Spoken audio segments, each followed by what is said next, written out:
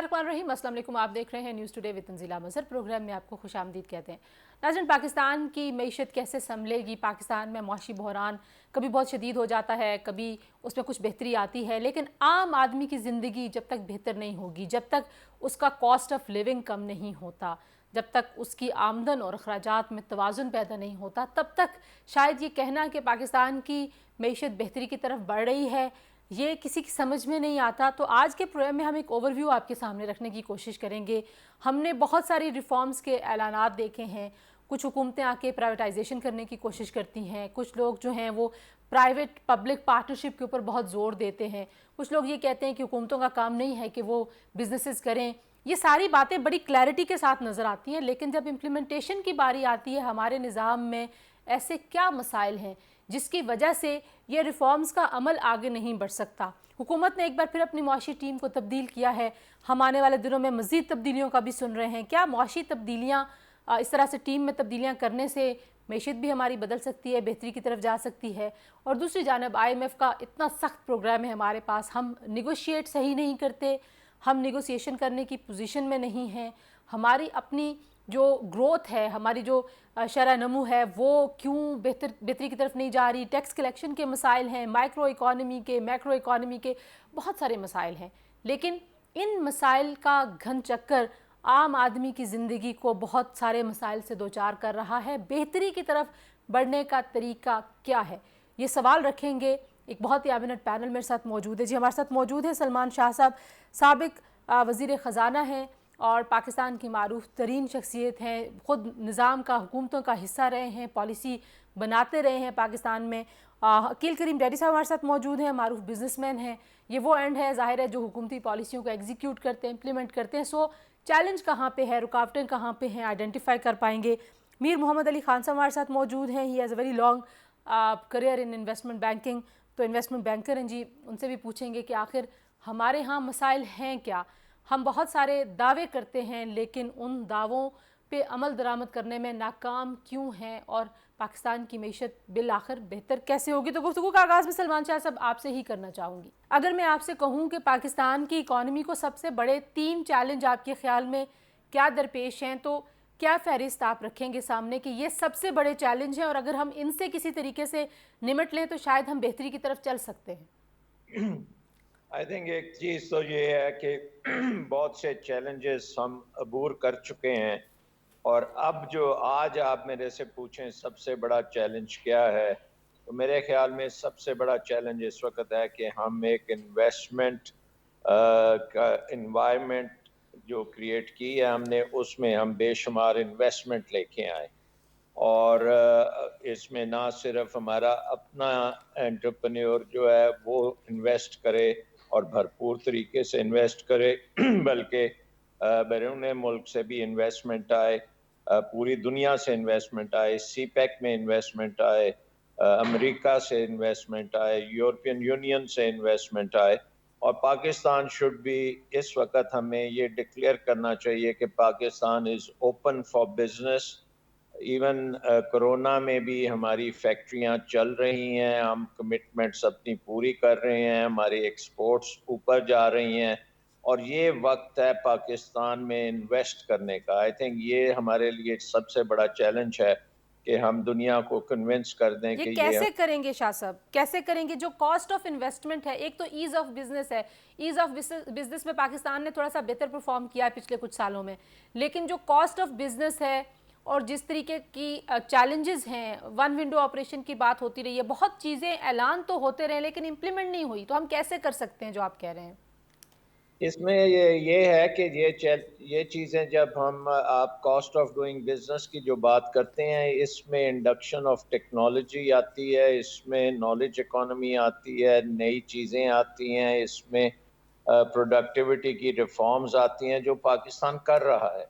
और इसी में एक रिटर्न है, जो बाहर से कोई आके यहाँ इन्वेस्ट करेगा, वो पाकिस्तान में अगर टेक्नोलॉजी लेके आता है, तो पाकिस्तान इस वक्त आप सोच सकते हैं कि दुनिया का, जहाँ तक लेबर का तल्लक है, सबसे सस्ता मुल्क है दुनिया में। सही। और ठीक है, हमारे पास अनस्किल्ड लेबर है, लेकिन हमारे पास इंजीनियर्स भी हैं, हमारे पास आईटी के लोग भी हैं, हमारे पास बड़े इनोवेटिव लोग भी हैं। तो पाकिस्तान की एक तो ये है कि वर्किंग एज पॉपुलेशन जो है वो दुनिया की छठी सबसे बड़ी वर्किंग एज पॉपुलेशन है, और उसमें हर किस्म का टैलेंट अवेलेबल है।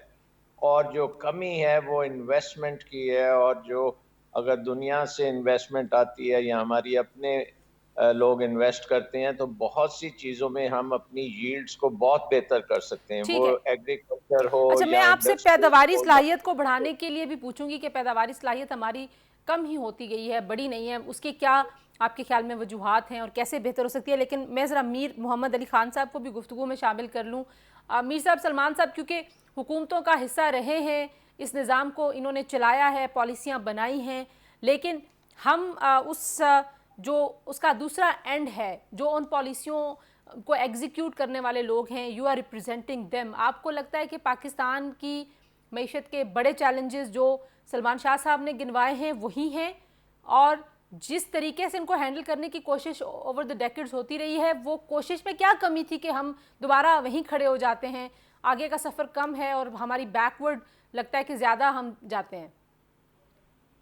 Thank you so much. First of all मैं सलमान साहब से 100% एग्री करूंगा। अगर हम 2016-17 में जाकर मैक्रो इकोनॉमिक्स को देखें, प्रॉब्लम यह है पाकिस्तान में कि एक आम आदमी को macro economics, GDP, current account deficits, reserves, किसी चीज से कोई सरोकार नहीं होता और ना ही होना चाहिए। आम आवाम को नहीं होता, उनको महंगाई से प्रॉब्लम होता है। मगर अगर हम किसी मुल्क की डिक्लाइन की तरफ अगर आप फोरसी करना चाहें, देखना चाहें, एनालिसिस करना चाहें, तो आपके पास 7 या 8 मैक्रो इकोनॉमिक इंडिकेटर्स होते हैं जो कि तबाही की तरफ हमें लेकर जा रहे थे। उनको कंट्रोल करना बहुत जरूरी था। यहाँ मेरी नजर में वो कंट्रोल हुए हैं, इंपोर्ट्स कंट्रोल हुई हैं, एक्सपोर्ट सस्टेन कर रही हैं, करंट अकाउंट डेफिसिट नीचे आया है, हमारी रिजर्व स्टेबल होती गई हैं, हमारी लार्ज स्केल मैन्युफैक्चरिंग बेहतर हो रही है, बहुत सारी चीजें ऐसी हो रही हैं। दूसरी चीज जो सलमान साहब ने कही कि डोमेस्टिक इंडस्ट्री को पिकअप करने के लिए एंटरप्रेन्योरशिप प्रोग्राम्स हो या ईज ऑफ डूइंग बिजनेस हो इंटरनली, 100% में एग्री करता हूं। क्योंकि देखिए, कोई कंट्री सिर्फ फॉरेन डायरेक्ट इन्वेस्टमेंट्स के ऊपर ग्रो नहीं कर सकती। कोई हिस्ट्री है ही नहीं, कोई मॉडल है ही नहीं दुनिया में ऐसा। आप बार बार चाइना की मिसाल देते हैं कि चाइना ने पॉवर्टी को एलिविएट किया। चाइना ने पॉवर्टी को एलिविएट खुद से पहले किया, उसके बाद डायरेक्ट इन्वेस्टमेंट्स उनके पास आने लगे। हालांकि उनके पास तो बहुत ज्यादा रिस्ट्रिक्शंस है बाहर के इन्वेस्टमेंट की। तो हमें चाहिए कि हम डोमेस्टिक बिजनेस एनवायरनमेंट को, ईज ऑफ डूइंग बिजनेस दूसरे छापते हैं हमारे लिए, वो बताते हैं बाहर से बैठ के कि ease of doing business internally क्या है। हमारी इंटरनली भी ईज ऑफ डूइंग बिजनेस होना चाहिए। एक आम बच्चे को, मिसाल के तौर पे आईटी इंडस्ट्री की हम बात करते हैं, पाकिस्तान में पाकिस्तान स्टॉक एक्सचेंज है, उसके ऊपर एक कोई टेक्नोलॉजी की कंपनी लिस्ट नहीं हो सकती अनलेस के उसका $2.5 मिलियन पेड अप कैपिटल हो। दुनिया में अगर यही आप फेसबुक देखें, गूगल देखें, उनकी कोई रेवेन्यूज नहीं थी, नेटवर्थ नहीं थी। That was the time when I was on wall street. उस वक्त एक टेक्नोलॉजी कंपनी को इवैल्यूएट करने के दूसरे तरीकेकार होते हैं। यहाँ पर एक स्पेशल कोर्ट्स होने चाहिए। फॉर एग्जांपल, अगर प्राइवेट इक्विटी आ रही है पाकिस्तान के अंदर और उसके लिए कोई डिस्प्यूट होता है, मेरे ख्याल ज्यादातर लोग प्राइवेट इक्विटी पाकिस्तान में इसलिए लेकर नहीं आते कि उनको ये डर है कि 200, 400, 600 मिलियन डॉलर एक कंपनी में लगा लें और अगर कुछ डिस्प्यूट हो गया तो हमारा जुडिशियल सिस्टम इतना स्लो है कि वो कहते हैं चले हम 15% कम बना लेंगे मगर हम दूसरे ममालिक में चले जाएं। ठीक है, हमको चाहिए कि हम इंटरनली इस वक्त फोकस करें और देखें कि पाकिस्तान की इंटरनल मईशत को कैसे बेहतर किया अच्छा, एक ब्रेक लेते हैं, ब्रेक के बाद वापस आएंगे। तो जो सलमान शाह साहब ने बताए हैं कि ये तरीक़ेकार हो सकता है, अब उस तरीक़ेकार में कमी क्यों है? क्योंकि ये बड़ी आम फहम बातें हैं, बहुत सालों से बहुत सारी हुकूमतें ये दावे करती रही हैं कि हमने प्राइवेट पब्लिक पार्टनरशिप को बढ़ाना है, रियासत का काम इंडस्ट्रीज़ चलाना और फैक्ट्रियाँ चलाना और बिजनेसेस चलाना नहीं है। ये क्लैरिटी भी आपको नज़र आती है बातों की हद तक, लेकिन प्रैक्टिकली इम्प्लीमेंटेशन में क्यों कोताही होती है और उसकी जिम्मेदारी किस पे डालनी चाहिए? क्योंकि जब तक आप रिस्पॉन्सिबिलिटी का तयन नहीं करेंगे, जाहिर है ये मामला इसी तरह से चलता रहेगा। ब्रेक के बाद इस पर बात करेंगे जी, हमारे साथ रहिए।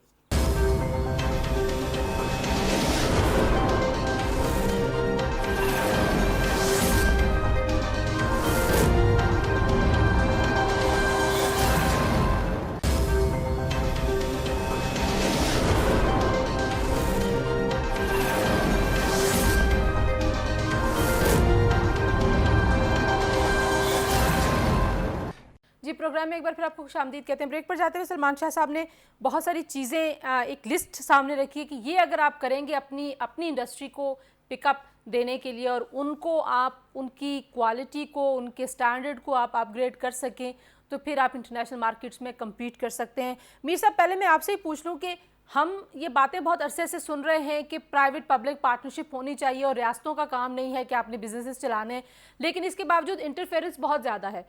रेगुलेटरी बॉडीज़ के ऊपर भी बहुत बार बात हो चुकी है कि बहुत ओवरबर्डन्ड है।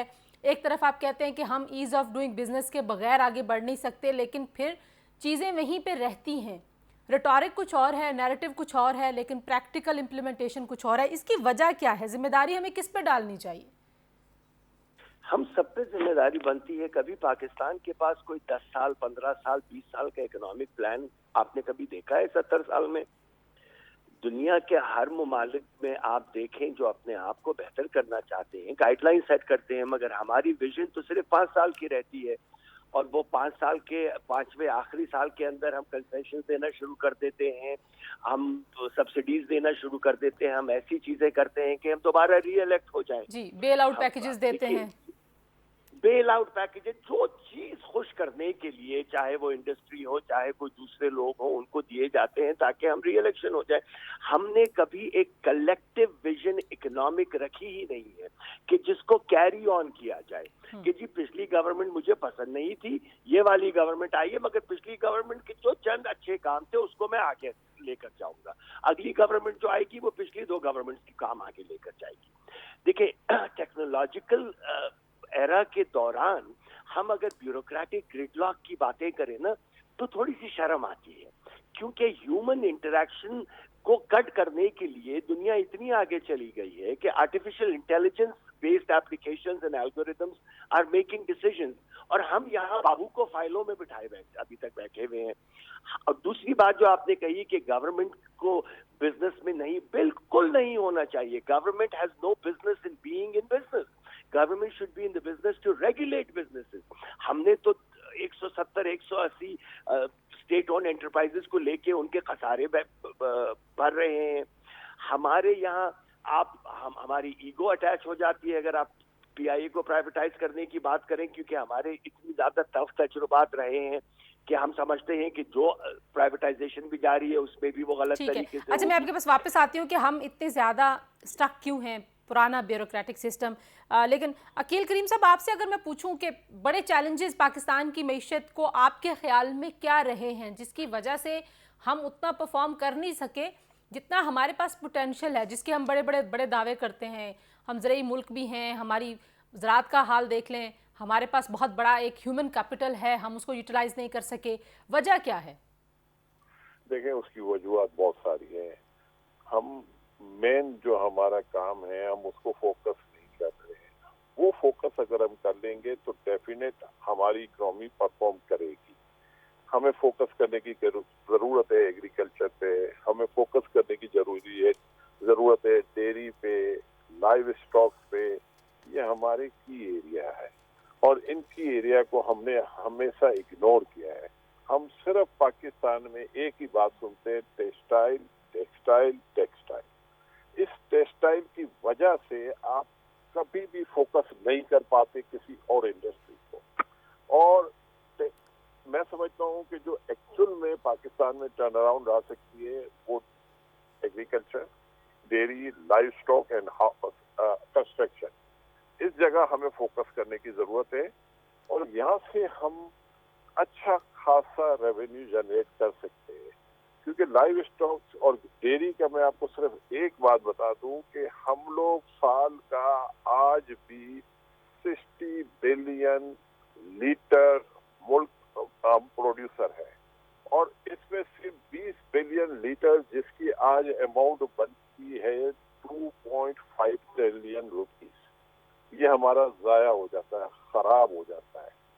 अगर इन चीजों को अगर हम आज से फोकस करें तो ये ऐसे एरिया हैं जो हमारे मुल्क को, हमारी मुल्क की इकोनॉमी को टर्न अराउंड लेकिन अकील करीम साहब, अगर आप इंफ्रास्ट्रक्चर नहीं बनाते, आप अगर वो वाला एनवायरनमेंट नहीं बनाते कि जहाँ पे कोल्ड स्टोरेजेस हो सकें, जहाँ पे आप टेक्नोलॉजी को इंट्रोड्यूस कराएं, क्योंकि सारी दुनिया में एग्री टेक बहुत आगे चला गया है, हम अभी भी ओल्ड फैशन उसमें, और लोगों ने ज़राअत से अपनी तवज्जो हटा ली। कम से कम आपने जो बातें की है मुझे खुशी भी है कि आप इन सारी चीजों को समझिए। आपने 100% ठीक बात कही है, लेकिन ये कौन बनाएगा? ये उन लोगों को बनाना है जो नेस्ले है, ऑल्पर है, मिल्कपैक है, हलीब है, ये इन लोगों को लेके जाना चाहिए ना। गवर्नमेंट इनको आगे लाए, और ये पैसे बना रहे हैं, ये सारे इदारे पैसे बना रहे हैं और अनबिलीवेबल पैसे बना रहे हैं, तो इनको फोकस करने की जरूरत है। अगर गवर्नमेंट इनको उन एरियाज में, रिमोट एरियाज में भेजे और इनको चिलर वगैरह की फैसिलिटीज हम अपने लोगों को देंगे, तो ये मैं समझता हूँ हम अचीव कर सकते हैं, तो कोई मुश्किल बात नहीं है। सही। लेकिन सबसे पहले हमें ये बताने की जरूरत है कि ये हमारे की एरिया है। हम एक ही चीज को लेके बैठे, कॉटन शॉर्ट है, फला शॉर्ट है, फला शॉर्ट है, और उसके लिए भी हम जो कर रहे हैं वो मैं आपसे पूछूंगी कि हमने किया क्या है कि कपास आप एक मिनट मैं पूरी बात कर लूं तो फिर आप किसी और से पूछ रहे हैं, मैं आपको बताता हूँ। हम आज कह रहे हैं कॉटन शॉर्ट है, कॉटन इंपोर्ट कर ले। भाई लोग ये सोचे ना कि 1.13 मिलियन बेल होने की वजह थी, वो क्यों 13 से हम 7 पे आ गए या 6 पे आ गए, उसकी वजूहत है। लोगों को गन्ने में पैसा ज्यादा मिलता है, लोगों को राइस पे पैसा ज्यादा मिलता है, लोगों को व्हीट पे पैसा ज्यादा मिलता है, तो उसलिए उन्होंने अपनी क्रॉप को शिफ्ट कर दिया। ठीक है, ये सारी वजूहत है, इसको हमें एड्रेस करने की जरूरत है। और ये स्टेक होल्डर की भी जिम्मेदारी है कि भाई ये गवर्नमेंट को सब्सिडी के अंदर मत ढकेलो।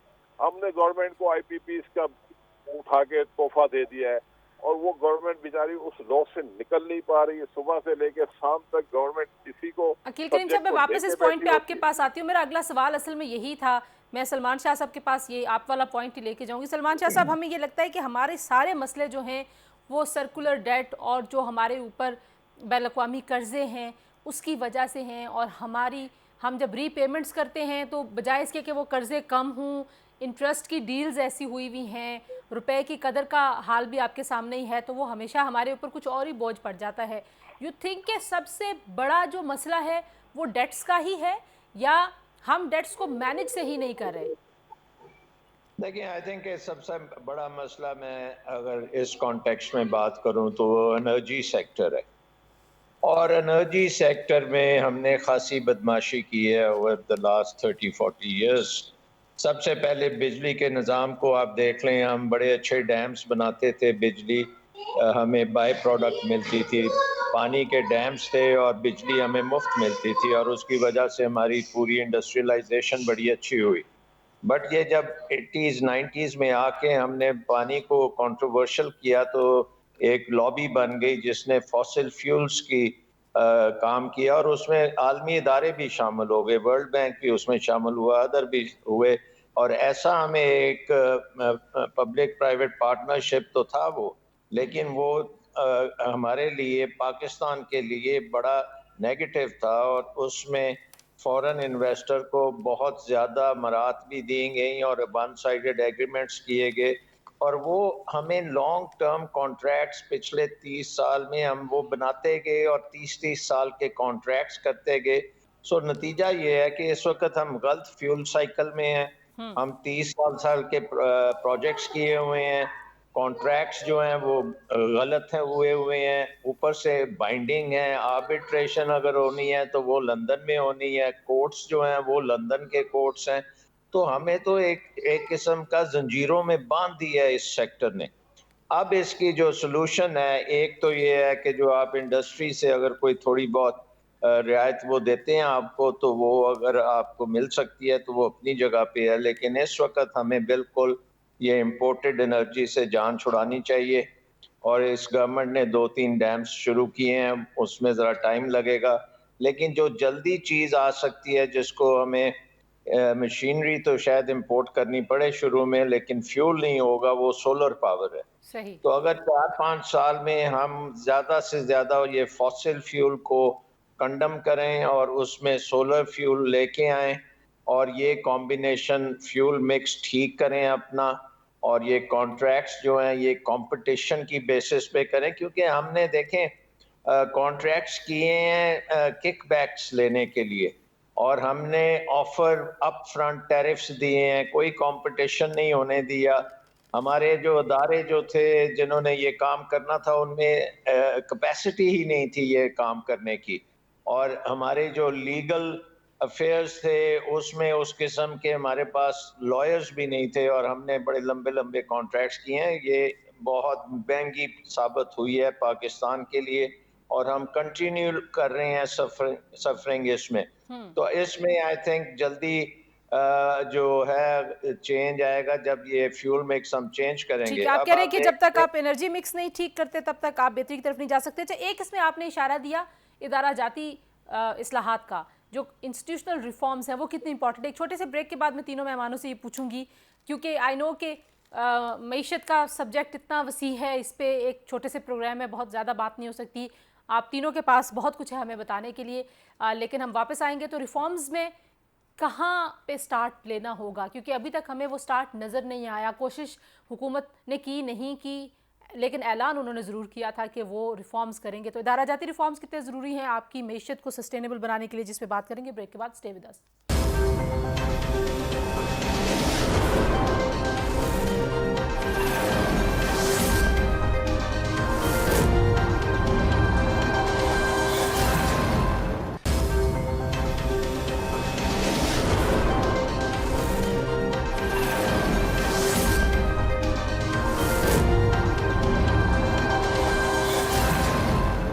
जी, प्रोग्राम में एक बार फिर आपको खुशामदीद कहते हैं। अकील करीम साहब, आपसे ही मैं ये जो मौजू है कि हमें रिफॉर्म्स में हम क्या कर सकते थे। अभी एनर्जी मिक्स की बात हुई, हम बहुत अरसे से, मतलब कम से कम मैं 20 साल से सहाफ़त कर रही हूँ और 20 साल से मैं सुन रही हूँ कि हम जब तक अपना एनर्जी मिक्स बेहतर नहीं करेंगे हम सही नहीं हो सकते। जब तक हम अपनी इंडस्ट्री है उसको नहीं करेंगे तब तक हमारी मैशत बेहतर नहीं होगी। इसी तरीके से हम ये भी सुनते थे जब तक आपका ट्रेड बैलेंस नहीं सही होगा हमारी मैशत सही नहीं होगी। लेकिन 20 सालों में लगता है कि हम आज भी वही बातें सुन रहे हैं कि जब तक हम ये नहीं करेंगे ये नहीं होगा। तो हमारे जो इंस्टीट्यूशंस हैं वो क्यों परफॉर्म नहीं कर पाए। कैपेसिटी की सलमान शाह साहब ने बात की कि कैपेसिटी थी नहीं। अगर हमने गलत कॉन्ट्रैक्ट्स किए हुए हैं, अगर हमने दुनिया के साथ मुख्तलिफ चीज़ों में गलत डील्स की हुई हैं, तो अब क्या करें। अब वो कहते रहे कि आपने गलत किया, आपने गलत किया, आपने गलत किया, और इसी तरह रहते रहे। हम क्या करें, हल क्या है? नहीं, इसका हल है बीबी, इसका हल है। ये नहीं हो सकता कि किसी चीज का कोई हल ना हो। डॉक्टर साहब ने बिल्कुल सही बताया है कि हमें इन कॉन्ट्रैक्टरों ने मार दिया है, लेकिन इसके बावजूद भी इसका हल है। हमारा मसला है क्या, पहले हम ये समझे। हमारे पास जनरेशन बहुत ज्यादा है, हमारे पास डिमांड कम है। जनरेशन डबल है, डिमांड आती है। इसकी वजह से हमें कैपेसिटी पेमेंट देनी पड़ती है। इसी वजह से गवर्नमेंट ने फोकस किया है, भाई आप लोग कैपेसिटी पावर बंद कर दें, ये गैस से हम बिजली बनाएंगे और आपको हम ये डायरेक्ट ग्रिड से बिजली देंगे। और वो जब ग्रिड से बिजली लेंगे तो ये मसले का हल हो जाएगा। गवर्नमेंट को कैपेसिटी पेमेंट नहीं देनी पड़ेगी, गवर्नमेंट को बिजली के रेट नहीं बढ़ाने पड़ेंगे। वह उसके बिल्कुल उलट, जब गवर्नमेंट ने कैपेसिटी पावर बंद किया सबने जाके कोर्ट से स्टे ले लिए। अब 280 लोगों ने स्टे लिए हुए। अब मुझे एक बात बताओ, गवर्नमेंट पॉलिसी कैसे बनाई? बिजनेसमैनों को गवर्नमेंट के साथ बैठना पड़ेगा, गवर्नमेंट के मसाइल को उनको समझना पड़ेगा। बिजनेसमैन कहता है कि मेरी बिजली गवर्नमेंट ले, मुझे कैपेसिटी पेमेंट दे, लेकिन मैं कैपेसिटी पावर चलाऊंगा, मुझे गवर्नमेंट की बिजली नहीं चाहिए। ये चीज जो है ना इस मुल्क को पीछे लेके जा रही है। अगर हम सब चाहेंगे तो ये मसला हल हो सकता है। डॉक्टर सलमान साहब ज्यादा मेरे से बेहतर बता सकते हैं। देखें, हमें अब मुझे पता है मेरी ये बात किसी को भी पसंद नहीं आएगी, लेकिन अगर हम नहीं करेंगे तो गवर्नमेंट को बिजली के रेट बढ़ाने पड़ेंगे, और रेट बढ़ाओगे तो आपका गरीब आदमी फिर बेचारा मारा जाएगा। इधर मसला है हाथियों का। बैठे और गवर्नमेंट के साथ बैठ के मसले का हल निकाले। That's very fair of you, sir, कि आप ये बात कह रहे हैं।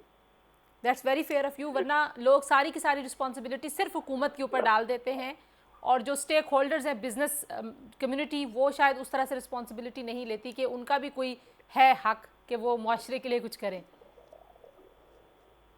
मेरा ख्याल है कि ये एक ही हल है, इसके बगैर हमारे पास कोई हल नहीं है। और ये डॉक्टर साहब को चाहिए कि डॉक्टर साहब जैसे लोग इसको इन्वॉल्व हो, उनका बिजनेस कम्युनिटी से भी ताल्लुक है, और हम सब लोग बैठे हैं और ये प्रॉब्लम गवर्नमेंट की रिजॉल्व करें। अगर नहीं करेंगे फिर इलेक्ट्रिक के रेट बढ़ेंगे, हमारी आवाम रोडों पे आ जाएगी।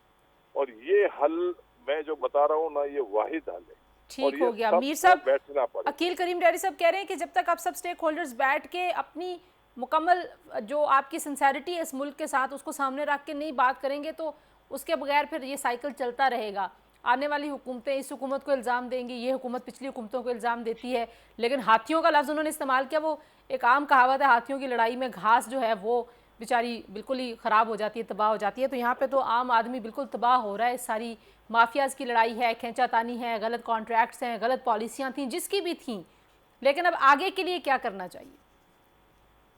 देखिए 100% एग्री करता हूँ अकील भाई से और 100% एग्री करता हूँ सलमान साहब से। सलमान भाई ने कहा कि ये सारे किकबैक्स की वजह से हुआ है। दूसरी तरफ अकील साहब कह रहे हैं कि जाहिर है ये हाथियों की लड़ाई है, बैठ के इसको सॉल्व करना पड़ेगा। मगर हमारे यहाँ मैं थोड़ी मुख्तलिफ सी बात करूँगा कि कोई प्रोविजन इस तरीके के हों कि हम जुडिशल रिफॉर्म्स भी लेकर आएँ, क्योंकि होता ये है कि जैसे ही आप कोई डिसीजन लेते हैं, एक माफिया एक साथ इकट्ठा होकर जाकर स्टे ऑर्डर ले लेते हैं। मैंने दुनिया के किसी मुल्क में नहीं देखा कि इतने आसानी से गवर्नमेंट के रूल्स और रेगुलेशन के ऊपर इस तरीके से स्टे ऑर्डर ले सकते हैं। अब वो स्टे ऑर्डर चलता रहता है, आखिर में जाके फिर वो नेगोशिएशन की टेबल पर आ जाते हैं और उसमें जाहिर है जिसने स्टे ऑर्डर लिया हुआ होता है उसका भारी होता है।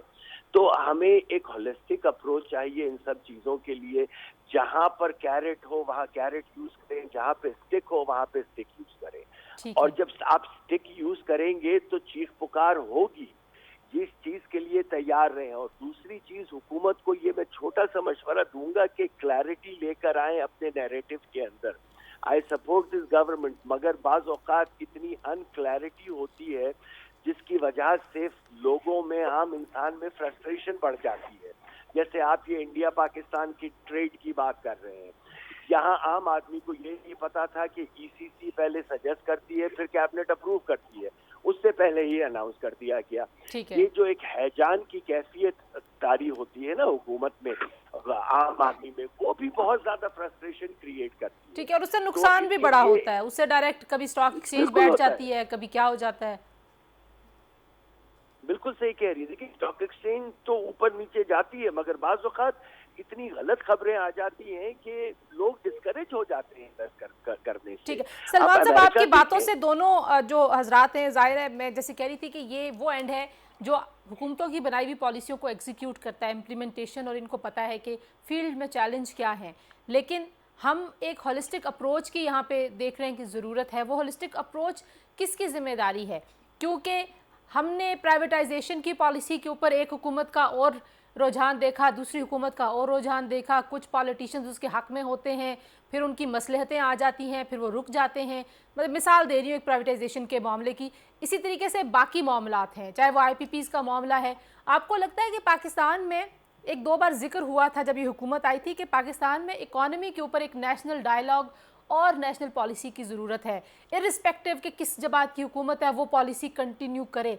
ये कौन कर सकता है? किसके पास ये जादू है, जादू की छड़ी है कि वो चलाए और सब बैठ जाएं और मिलके एक बार तय कर लें कि भाई हमने करना क्या है?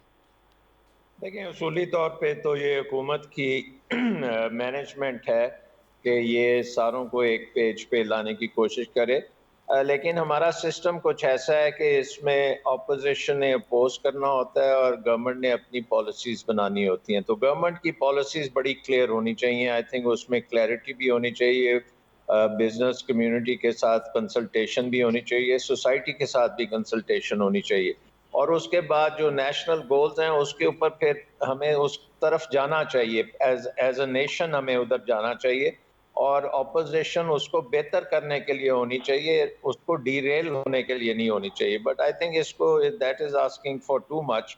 But in the short term हमें कम से कम ये जो हमारे गले में एनर्जी का फंदा बना हुआ है, इसको तो हमें इस पे डेफिनेटली हम एक पेज पे बैठ सकते हैं। हम पहले ये एग्री कर लें कि अब फर्दर बिजली की कीमत हमने नहीं बढ़ानी।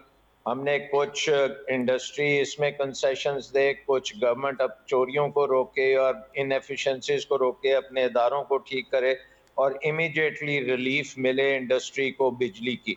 ये बहुत जरूरी है कि हम इमीडिएट रिलीफ डॉक्टर साहब, दें। एक ब्रीफ सा कमेंट मुझे इस पे भी कर दीजिए कि बार बार टीम बदलने से आपको लगता है कि मईशत बेहतर हो जाती है, क्योंकि उससे भी एक कन्फ्यूजन फैल रहा है जिसकी तरफ अभी मीर साहब जिक्र कर रहे हैं ना, कि इंसान कंफ्यूज हो जाता है कि हुकूमत कर क्या रही है, क्योंकि फिर हेडलाइंस लगती हैं आपने अब ये लाए, अब ये लाए। देखें, पाकिस्तान में हुकूमत करना आसान काम नहीं है। इधर इतने ज़्यादा प्रेशर होते हैं और जो हमारी पॉलिटिक्स है वो डू और डाई पॉलिटिक्स है। इसमें कोई गिव एंड टेक नहीं होता। अब आप देखें कि IMF का प्रोग्राम इस दफ़ा जो हमें मिला है, ये इतना सख्त प्रोग्राम पाकिस्तान की हिस्ट्री में नहीं मिला और उसकी वजह ये है कि हम तकरीबन 22 प्रोग्राम्स IMF से कर चुके हैं और उसमें से 1-2 सिर्फ सक्सेसफुल हुए हैं, बाकी हमने जो है टेम्पररी किए। बट इकोनॉमी के ऊपर आपने जैसे कहा कि अगर हम मिनिमम अपना कोई एजेंडा बना लें कि कम से कम अगर प्राइवेटाइजेशन करनी है तो उसमें रुकावट ना डालें, प्राइवेटाइजेशन उसको ट्रांसपेरेंटली गवर्नमेंट को करनी चाहिए और अपोजिशन को उसको सपोर्ट करना चाहिए और मेक श्योर कि हम अच्छे तरीके से करें। ठीक हो गया। और इसी तरह ये दूसरी रिफॉर्म्स से भी तो कम से कम मिनिमम रिफॉर्म्स हमें कर लेनी चाहिए कि पाकिस्तान की इकोनॉमी को डीरेगुलेशन चाहिए, पाकिस्तान की इकोनॉमी को प्राइवेटाइजेशन की भी ज़रूरत है, पाकिस्तान इकोनॉमी को अदारों की गवर्नेंस चाहिए और उनके जो रिफॉर्म्स हैं उसमें भी आपको पता है जारादारियां हैं, उसमें स्ट्राइक्स होती हैं। ये एक बड़ा मुश्किल काम है, लेकिन ये करने के बगैर ये काम आगे चल नहीं सकता। बिल्कुल ठीक है सलमान शाह साहब, आपके इसी पॉइंट पे मैं प्रोग्राम को क्लोज करूंगी। अनफॉर्चुनेटली हमारे पास वक्त क्योंकि कम होता है। आई रियली वांटेड कि आपसे मज़ीद भी इन इश्यूज़ के ऊपर हम बात करते, लेकिन बहुत अहम नुकात सामने आए हैं। हमारे यहाँ जो लीगैलिटीज़ के मामलात हैं उसको भी देखने की ज़रूरत है, जुडिशल रिफॉर्म्स और जुडिशरी को भी अंडरस्टैंड करने की ज़रूरत है कि बिजनेसेस को स्मूथली रन होने के लिए कैसा एनवायरनमेंट ज़रूरत होता है, और ये सारी कम्युनिटीज़ और सारे शोबों के आपस के ताउन के बगैर ज़रूरी नहीं है कि हम आगे बढ़ सकें, क्योंकि मुमकिन नहीं होगा। इसी तरीके से हुकूमत को बहुत सारी रिफॉर्म्स करने की ज़रूरत है। सिर्फ टीम बदलने से पाकिस्तान की इकॉनमी बेहतर परफॉर्म नहीं करेगी। हमने एक ओवरव्यू आपके सामने रखा है, इसमें बहुत सारी ऐसी चीज़ें हैं कि जिसके ऊपर बारीकी से मज़ीद बातचीत हो सकती थी, वक्त की कमी के बायस हम नहीं कर सके। आज के लिए इतना ही, हमें इजाज़त दीजिए। अल्लाह हाफिज़।